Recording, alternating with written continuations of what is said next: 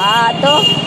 તકલીફ છે ને ત્યાં થાય રસ્તો ક્યાં છે વરસાદ તો પડ્યો નહીં અચ્છા સારું પાણી છે અચ્છા તમે કઈ પેઢી બાજુ જવાનું હા એ બાજુ જવાનું છે. અચ્છા પણ માથી એવું કેવી રીતના જશો કેમ કે પગ અંદર હા વગાડી જવું પડે આગળથી જઈ અચ્છા ખાધું આગળ છે ને અચ્છા ખાધું ફરવાનું થશે નહીં તમે જવાનું કઈ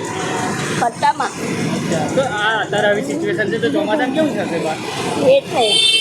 ચોમાસામાં વધારે જ થાય છે લાગે ભરી જાય છે આપણું કામ કરે એવું લાગે તમને પ્રોજેક્ટ શું ખબર આવે કરશે કે નહીં નીકળ્યા છો અમે દિલ્હી અહીંયાથી આવીએ છીએ ઘણી તકલીફ પડે છે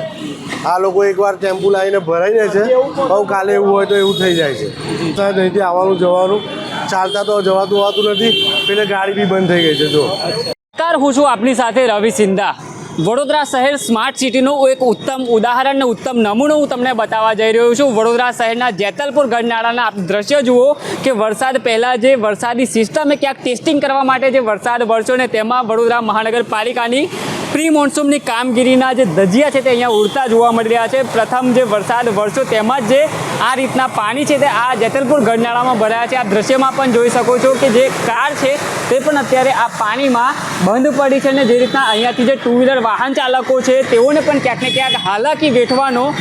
વારો આવ્યો હોય તેવી સ્થિતિ અત્યારે અહીંયા જોવા મળી રહી છે અને બીજી તરફના પણ અમારા કેમેરામેનને કહીશ કે અહીંના પણ દ્રશ્ય બતાવે કે જે ટ્રાફિક જામ અહીંયા થઈ રહ્યો છે અહીંયા જે પણ લોકો જે ટુ વ્હીલર વાહન ચાલકો છે તે આ જેતલપુર ગઢનાળામાંથી એક જગ્યા પરથી બીજી જગ્યા માટે જે પસાર થવા માટે તેઓ જે પ્રયાસ કરી રહ્યા છે પણ તેઓને પણ ક્યાંક ને ક્યાંક ડર સતાવી રહ્યો છે કે તેમની ગાડી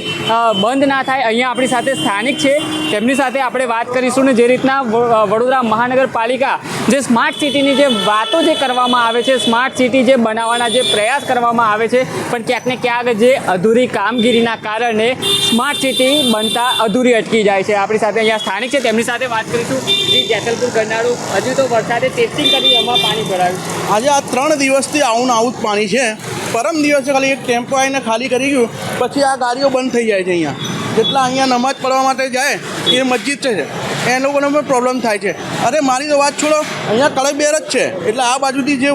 જે પબ્લિક જાય છે એમને પણ તકલીફ પડે છે ગાડીઓ પણ અંદર બંધ હા આ ગાડીઓ જો 4 વ્હીલર બંધ પડી છે હમણાં એક ટુ વ્હીલર બંધ પડી ગઈ